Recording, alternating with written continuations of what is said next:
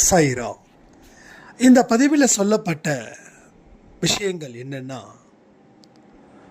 தொடர் தோல்வியும் தொடர் அவமானத்தையும் நிறுத்துவது எப்படி, ஒரு மதிப்பிற்குரியவனா நம்ம எப்படி வாழணும், யாருடைய தயவும் இல்லாமல் நம் தயவால் எப்படி இந்த உலகத்தை நாம் சந்தோஷமாக வாழணும், இதை பற்றி தான் இந்த பதிவு. ஒரு சில விஷயத்தை நாம் செய்யறதே இல்லை, பல கேள்விகளை நாம் கேட்கறதே இல்லை. ஒவ்வொரு ஸ்டேஜிலையும் ஒவ்வொருத்தவங்களை நம்பி நம்ம வாழ்க்கையை இழந்துக்கிட்டே இருக்கோம். இன்னைக்கு பெத்த பிள்ளைங்க நம்மளை பார்த்துக்கிட்டாதான் நம்ம வாழ்க்கைன்னு நினச்சி எத்தனையோ பெற்றோர்கள் ஏங்கிக்கிட்டும் பயத்திலையும் வாழ்ந்துக்கிட்டு இருக்காங்க. அத்தனை கேள்விகளுக்கும் தான் இந்த பதிவு உங்களுக்கு. இந்த பதிவில் சொல்லக்கூடிய ஒரு விஷயத்தையும் நிதானமாக கவனித்து கேளுங்க. ஏதோ ஒரு விஷயம் நடப்பதற்காகத்தான் இந்த பதிவையே சாயப்பா உங்கள் கண்ணில் காட்டியிருக்காருன்றதை நம்புங்க. நீங்கள் உங்களுடைய நம்பிக்கையும் உங்கள் மனபலமும் எந்த அளவுக்கு ஸ்ட்ராங்காக இருக்குதோ அதை விட ஸ்ட்ராங்காக நீங்கள் இந்த உலகத்தில் வாழ முடியும். ஓம் சாயிரா சாயிரா, ஓம் சாயிரா சாயிரா, ஓம் சாயிரா சாயிரா, அன்பே சாயிரா, பேரன்பே சாயிரா, அகிலம் தளிக்க ஆத்மா விழிக்க அனுதினம் சாயிரா, எங்கள் அன்பே சாயிரா.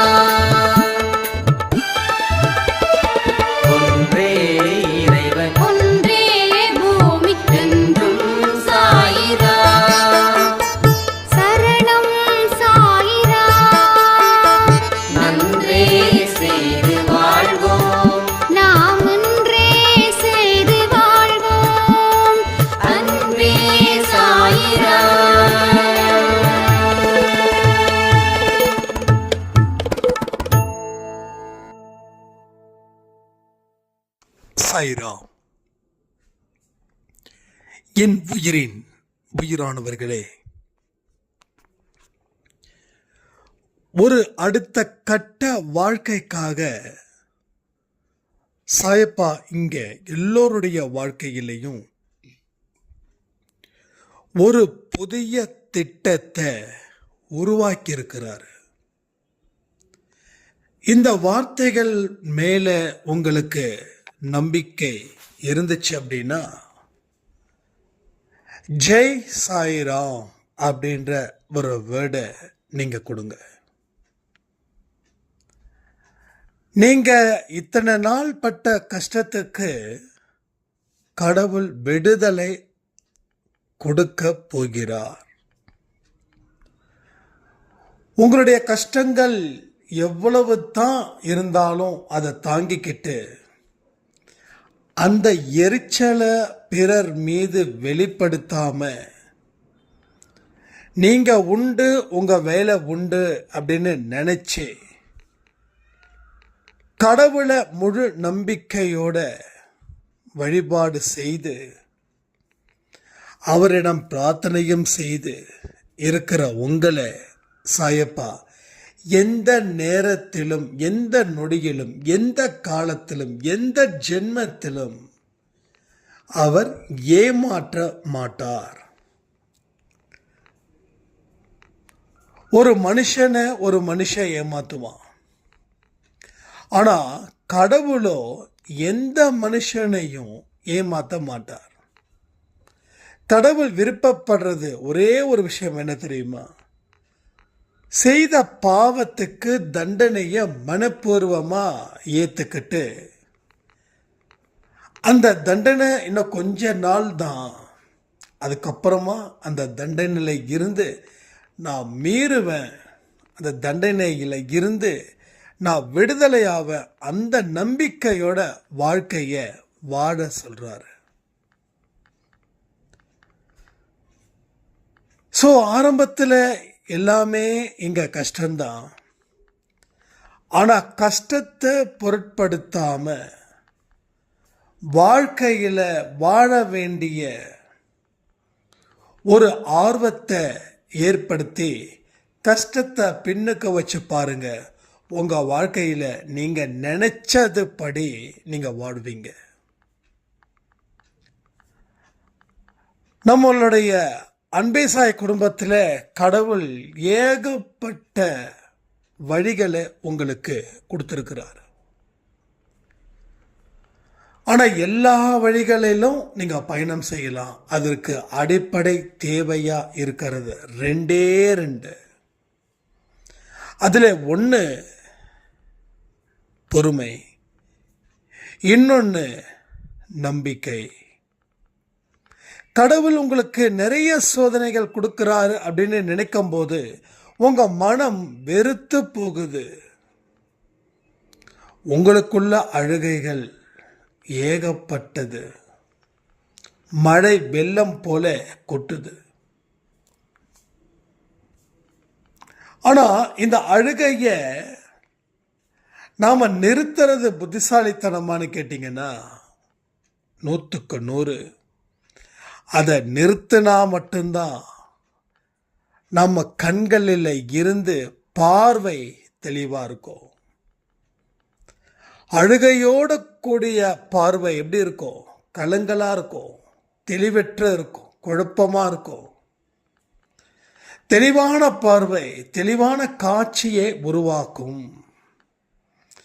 அது நல்ல வாழ்க்கைக்கு அடித்தளத்தை அமைச்சு தரும். உங்களை வாழ விடாம எத்தனையோ பேர் சதியும் செய்வாங்க. ஆனா அந்த சதியில இருந்த கூட நீங்க தெளிவான பார்வையின் மூலமா இந்த உலகத்தை பார்க்கும்போது எவ்வளவு பெரிய சதிகளை அவர்கள் செய்தாலும் உங்களால அந்த சதியை தாண்டி ஒரு விதியை நீங்களே ஏற்படுத்தி உருவாக்கி வாழ்ந்து சாதிக்க முடியும். இன்னைக்கு 40 தாண்டினவங்களுக்கு வாழணுமான்ற கேள்வி, 50 வயசை தாண்டினவங்களுக்கு ஏன் வாழ்ந்துகிட்டு இருக்கிறோன்ற கேள்வி, 60 வயசை தாண்டவங்களுக்கு ஏன் இன்னும் உயிரோட இருக்கிறோன்ற கேள்வி. 40ல் ஒரு படினா 50ல் அது பல படியாகுது, 60ல் அது இன்னும் பயங்கரமான எண்ணங்களோட நம்ம ஏன் வாழணுன்ற ஒரு நிர்பந்தத்தை அது ஏற்படுத்துது. ஸோ வாழ்க்கையில் சிறிய ஓட்டைகள் வரும்போதே அதை அடைச்சிட்டோம் அப்படின்னா அந்த ஓட்டை என்னைக்குமே பெருசாகாது. அந்த ஓட்டையை பெருசுப்படுத்துகிறோம், கடைசியில் எல்லாமே காலியாகுது. ஸோ உங்கள் வாழ்க்கையிலையும் அடிக்கடி உங்களுக்கு சில குழப்பங்கள் ஏற்படும் போது அந்த குழப்பத்திற்கு என்ன காரணம் அப்படின்றத நீங்கள் முழுசாக ஆய்வு செய்யுங்க. நீங்கள் ஆய்வு செய்யும் போது தான் அந்த குழப்பம் எங்கே இருந்து ஆரம்பிச்சதுன்றத நம்ம சாயப்பா தெளிவுபடுத்துவார். அப்போ எங்கே இருந்து ஆரம்பிச்சதுன்ற ஒரு விஷயத்தை தெரிஞ்சிட்டாவே போதும், அதை சரி பண்ணி நாம சரி ஆக்கிக்க முடியும். ஸோ அஸ்திவாரம் சரியா இருந்தா பில்டிங் சரியா இருக்கிறது போல குழப்பங்கள் எங்கே இருந்து ஆரம்பிக்குதோ அதற்கு உரிய தீர்வுகளை அந்த தீர்வை நீங்க கொடுத்துட்டீங்கன்னா பிரச்சனை இல்லை. அப்போ உங்களுடைய மனசுல ஏற்பட்ட எண்ணங்கள் எப்படிப்பட்டது, அந்த எண்ணங்களை அடக்கணுமா இல்லை அந்த எண்ணங்களை வளர்க்கணுமா? வளர்க்கிற எண்ணத்தை வளர்த்துடுங்க, அழிக்கிற எண்ணத்தை அழிச்சிடுங்க. மாற்றி செஞ்சிட்டிங்கன்னா வாழ்க்கை அழிஞ்சு போயிடும். நிறைய பேர் உங்களை 1000 லட்சம் கோடி கேள்விகள் கேட்குறாங்கல்ல, ஏன் இப்படி இருக்க அப்படின்னு. நாம் அப்படி இருக்கிறதால தானே அவங்க கேட்குறாங்க. அப்போது நாம் எப்படி இருக்கணுன்ற சுய அறிவு மனுஷனா பிறந்த எல்லாருக்கிட்டையும் இருக்குது. ஆனால் அறிவு இருக்கு, அந்த அறிவை எப்படி பயன்படுத்திக்கிறதுன்னு தெரியல. பயன்படுத்திக்க தெரியாமல் இருக்கிறதால தான் வாழ்க்கையில் அடுத்த கட்டத்தை நோக்கி நகர முடியல. எல்லா மனுஷனுக்கும் அறிவு இருக்குது. ஏன்னா கடவுள் 5 அறிவோட யாரையும் படைக்கல. 6 அறிவோட பலரை படைச்சிட்ட, மிக சிலரை 5 அறிவோட படைக்கல. பயன்படுத்தாத அறிவு பயன்படாமலே போகுது. பயன்படுத்தக்கூடிய அறிவு வாழ்க்கையில் செம்மையான ஒரு வாழ்க்கையை வாழ்ந்துட்டு போகிறோம். இங்கே எத்தனையோ பெரிய பெரிய தலைவர்கள், எத்தனையோ பெரிய பெரிய தொழிலதிபர்கள், எத்தனையோ பெரிய பெரிய மகான்கள், இவங்க எல்லோரும் அறிவை பயன்படுத்தினதால செமையான ஒரு வாழ்க்கையை வாழ்ந்தாங்க. மறைந்ததுக்கு பின்னாடியும் வாழ்ந்தாங்க. இன்னும் எத்தனையோ தலைமுறை ஆனாலும் வாழ்ந்து கொண்டிருக்கிறார்கள். உதாரணத்துக்கு சொல்லணும்னா மகாத்மா காந்திஜி அவர்கள்.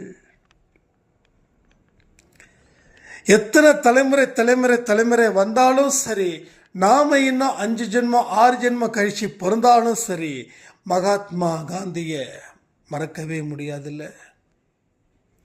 ஏன்னா இறந்ததுக்கு அப்புறமும் ஏன் வாழ்ந்தாங்க, அது ஒரு கேள்வி இருக்குல்ல. எல்லாரும் இறந்ததுக்கு அப்புறம் வாழ்ந்தாங்களா? இல்லையே. அப்ப ஏன் அவர் மட்டும் இறந்ததுக்கு அப்புறமும் வாழ்ந்துகிட்டு இருக்கிறாருன்ற ஒரு கேள்வியை உங்க மனசுக்குள்ள நீங்க விதைச்சிருந்தீங்கன்னா அதற்கு உரிய பதிலும் உங்களுக்கு கிடைச்சிருக்கும். அந்த கேள்வியை நாம விதைக்கல, அந்த கேள்விக்கு உரிய பதிலை பெறல. அதனால மகாத்மா காந்திஜி போல வாழ முடியல. ஒரு சாதாரண வட்டத்துக்குள்ள நாம வாழ்ந்தோம். அதனால சாதாரண மனிதர்களா இந்த உலகத்தை விட்டு போக போறோம். சாதனை அப்படின்றது உங்களுடைய லட்சியம், உங்க கனவு, உங்க ஏக்கம் அப்படி இருந்துச்சுன்னா இன்னைக்கு ஏன் இப்படிப்பட்ட ஒரு வாழ்க்கையை வாழ்ந்துட்டு இருக்குன்னு சொல்லி யாரும் உங்களை எந்த கேள்வியையும் கேட்க முடியாது. எப்படி இப்படிப்பட்ட வாழ்க்கையை வாழ்றாங்களேன்னு சொல்லி உங்களை பார்த்து பொறாமை தான் அவங்களால பட முடியும். பட் நாம் என்ன பண்ணுறோம்? குண்டு சட்டிக்குள்ள குதிரை ஓட்டிக்கிட்டு இருக்கோம். ஒரு ஸ்டேஜுக்கு மேலே யோசிக்க மறுக்கிறோம். ஒரு ஸ்டேஜுக்கு மேலே யோசிச்சா விட்டது போயிடும்னு நம்ம நினைக்கிறோம். ஆனால் உண்மையா விட்டது போகுதா? எஸ், அதுவும் உண்மை. ஆனால் விட்டதை விட இன்னும் செமையான ஒரு வாழ்க்கையை நாம் பிடிக்கின்றதும் உண்மை. எந்த ஒரு காரியத்தில் நாம் நம்மளை நம்பி இறங்குறோமோ அந்த காரியத்தில் தான் நாம் வெற்றி பெற முடியும். அடுத்தவனை நம்பி நம்ம காரியத்தில் இறங்கணும் அப்படின்னா அந்த வெற்றி தற்காலிகமான ஒரு வெற்றியா அமையும். ஒரு பாட்டு இருக்குது, உன்னை நம்பி உயர்ந்திட பாரு, உனக்கு என்ன எழுது ஒரு வரலாறு, உனக்குள்ள சக்தி இருக்கு அதை உசிப்பிட வழிபாரு, சுகமாலை மாலை அப்படி வரும். அப்போ உன்னை நம்பி உயரணும் அப்படின்ற வார்த்தை எவ்வளவு பெரிய ஒரு சக்தியை கொடுக்குது ஒரு மனுஷனுக்கு. பிறரை நம்பி வாழக்கூடிய வாழ்க்கை என்ன தெரியுமா ஆகுது? அது நமக்கு மோசமான ஒரு அனுபவத்தை தருகிறது. பிறரை நம்பி எந்த ஒரு காரியத்தை செய்தாலும் செய்யாதீங்க. நிறைய பேர் சொல்கிறீங்க, உன்னை நம்பி தான் நான் இந்த காரியத்தில் ஈடுபடுறேன், அதனால் என்னை ஏமாத்திடாத. அப்போ நமக்கே தெரியுது, உன்னை நம்பி காரியத்தில் ஈடுபட்டா ஏமாந்துடுவோம் அப்படின்னு. அதனால தான் ஏமாத்திடாத அப்படின்ற ஒரு வார்த்தையை நம்ம அங்கே கோட் பண்ணுறோம். என்னை நம்பி தான் நான் இறங்குறேன், நான் ஏமாறாமல் இருக்கணும் அப்படின்னு யாராவது சொல்கிறாங்களா? சொல்லி கேள்விப்பட்டிருக்கீங்களா? கேள்விப்பட்டிருக்க முடியாது. உன்னை நம்பி தான் நான் இறங்கினேன், என் வாழ்க்கை எவ்வளவு மோசமாக போயிடுச்சேன்னு சொல்லி தாறு மாறா திட்டுறீங்கல்ல, அதான். அப்போ உன்னுடைய சக்தியை நீ பயன்படுத்தாம உன்னை நீ நம்பி எந்த காரியத்திலையும் இறங்காம எதையுமே செய்ய முடியாது. அப்போ உனக்குள்ள இருக்கக்கூடிய சுய அறிவை நீ பயன்படுத்தணும். நிறைய கேள்விகளை நீ கேட்கணும். இந்த கேள்விகளை கேட்க கேட்க கேட்க தான் பதில்கள் பெற முடியும். கேள்விகளை கேட்கறது உன் வேலையாக இருக்கட்டும், பதில்கள் தருவது சாயப்பாவாக இருக்கட்டும். ஸோ எப்பெல்லாம் உங்களுக்கு கேள்விகள் கேட்கணுமோ அப்பெல்லாம் கேள்விகள் கேளுங்க. அந்த பதிலுக்காக காத்திருங்க. அந்த பதிலுக்காக காத்திருங்க. காத்திருக்கிறது வீண் போகாது. ஆனால் எந்த ஒரு வேலையும் செய்யாமல் எந்த ஒரு கேள்வியும் கேட்காம காத்திருப்பது என்பது வீண் போகும். புரியுதா உங்களுக்கு? காத்திருக்கிறது வீணாகாது, ரைட்டா? ஆனால் எதை பேஸ் பண்ணி காத்திருக்கிறோன்றதை பொறுத்து தான் அது வீணாகுதா வீணாகாமல் இருக்குதா அப்படின்ற ஒரு கிளாரிட்டி கன்ஃபார்ம் ஆகும். ஸோ ஒரு மனுஷனுக்கு கிளாரிட்டி இல்லை அப்படின்னா அவனால் எப்படி வாழ்க்கையை வாழ முடியும்? சுய பரிசோதனை செய்யாமல் உங்களுடைய பலத்தையும் உங்கள் வாழ்க்கையையும் நீங்கள் போகும் பாதையையும் தெரிஞ்சிக்கவே முடியாது. சுய பரிசோதனை செய்வதன் நோக்கமே என்ன தெரியுமா? எங்கே நமக்கு பிரச்சனை இருக்குது, அதை தீர்க்க என்னென்ன வழிமுறைகளை நாம் செய்யணும், அதில் இருந்து எப்படி மீளணும், மீள்வதற்கு உண்டான உரிய வழிமுறைகள் நடைமுறைகள் என்ன என்ன என்ன. நாம் வாழ்க்கையில் இவ்வளவு பிரச்சனை வந்துருச்சேன்னு சொல்லி கண்ணீர் விடுறோமே, அதுக்கு பதிலாக ஏன் வந்ததுன்னு சொல்லி ஒரு கேள்வியை உங்களுக்குள்ள கேட்கும்போது தான் அது சுய பரிசோதனையுடைய ஒரு விதமான மெத்தடாக வந்து சேருது. ஸோ சுய பரிசோதனைன்றது அப்படிதான்.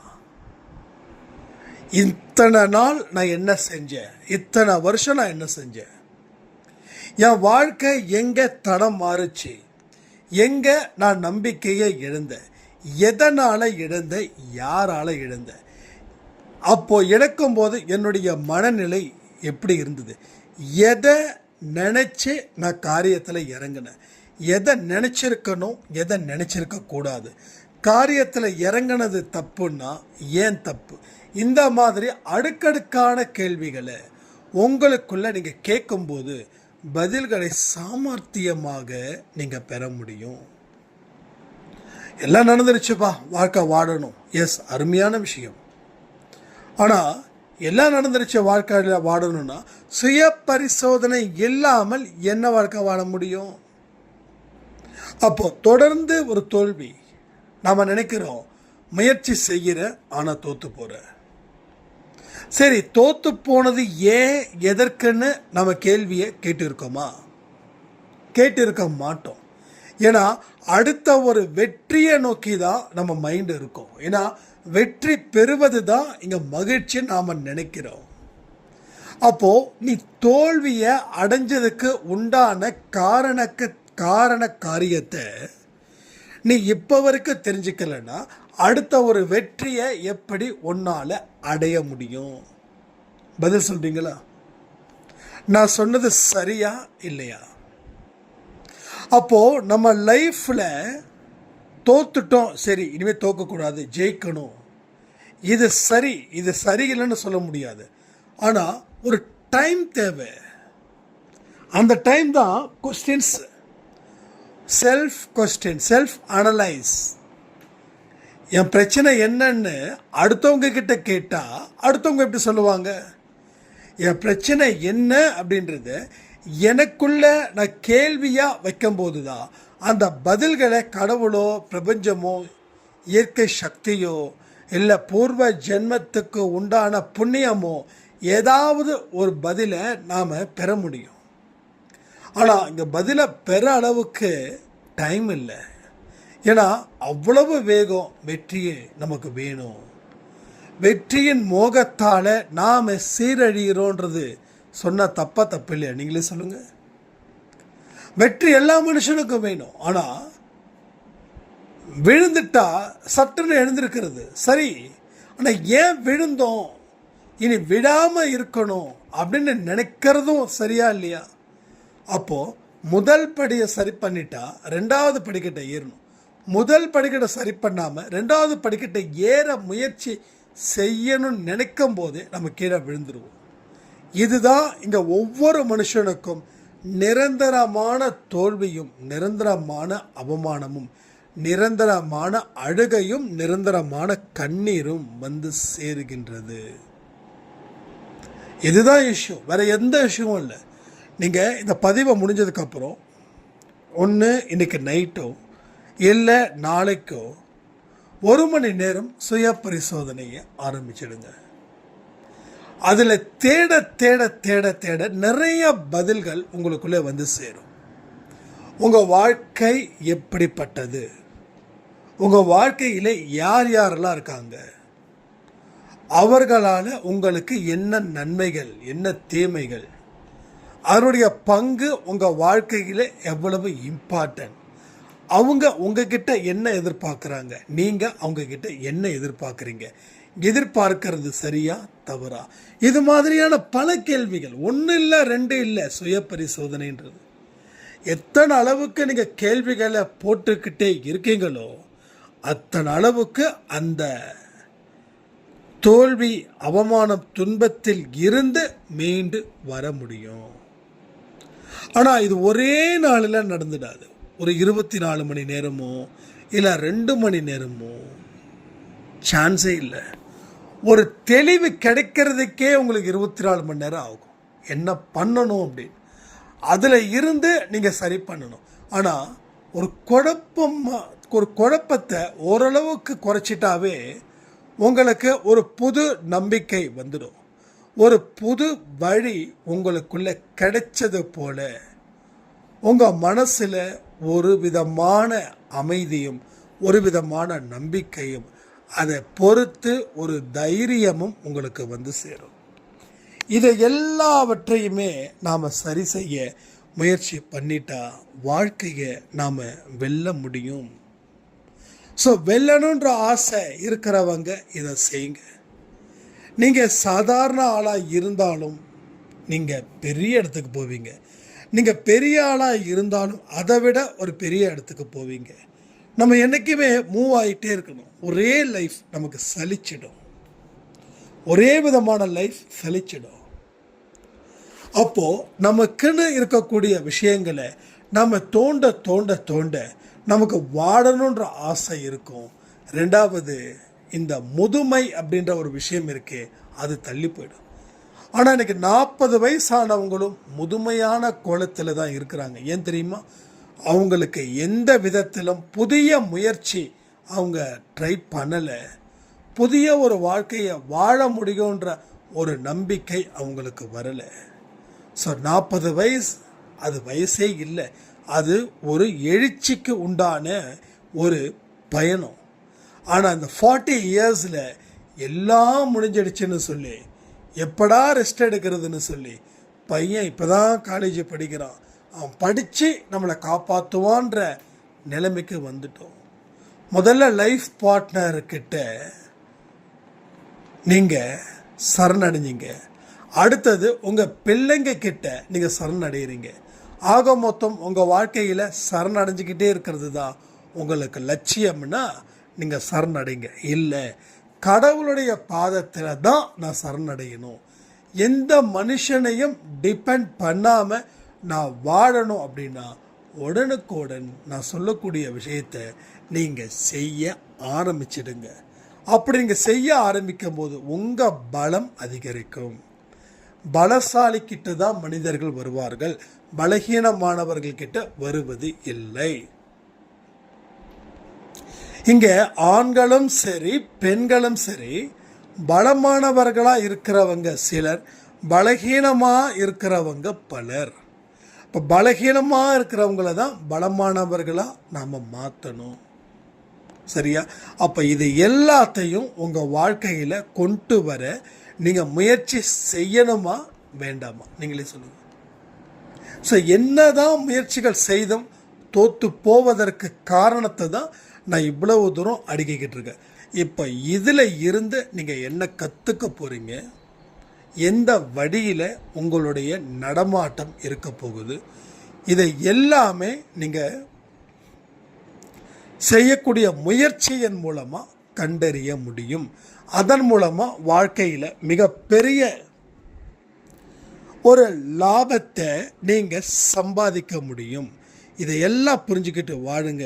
வாழ்க்கையில் நிம்மதியும் சந்தோஷமும் உங்களை தேடி வரும். அன்பே சாயில சொல்லக்கூடிய அத்தனை விஷயத்தையும் ஃபாலோ பண்ணுங்க. சச்சரித்திரம் உங்கள் வாழ்க்கையோட சரித்திரத்தையே மாற்றும். ஆரத்தி உங்கள் வாழ்க்கையில் நடக்கக்கூடிய அதிசயங்களை ஏற்படுத்தும். வழிபாடும் பிரார்த்தனைகளும் எப்படி செய்யணும் அப்படின்ற ஒரு சிறப்பு பிரார்த்தனை முறையை நாம் சொல்லியிருக்கோம். அதன் மூலமாக பிரார்த்தனையும் செய்யுங்க. வாழ்க்கையில் எல்லாம் நல்லதே நடக்கும்னு சொல்லி இந்த பதிவை நான் முடிக்கிறேன். ஜெய் சாய்ராம்.